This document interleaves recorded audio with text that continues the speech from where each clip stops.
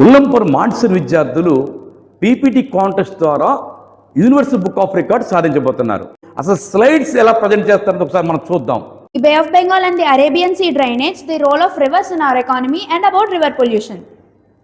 So as we can see, this is the Indian physical map. We can see that many rivers are flowing in India. Some rivers are flowing towards west side and some rivers are flowing towards east side.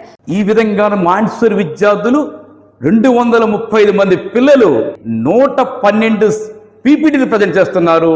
అందులోని 1500 పైగా slides ఉంటున్నాయి.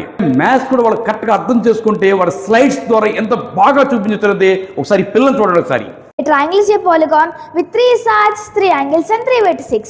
The sum of the interior of any triangle is always 180 degrees. Based on sides, triangles are classified as equilateral triangle, scalene triangle, isosceles triangle.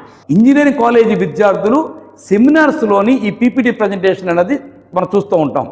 మరి ఉల్లంపూర్ మాన్సూర్లో చదువుతున్న విద్యార్థులు సిలబస్లో నుంచి వాళ్ళు నేర్చుకున్న దాంట్లోంచి 1500 స్లైడ్స్ తయారు చేసి If the sum of any two angles is 90 degrees, then they are said to be complementary angles and they can form a right angle.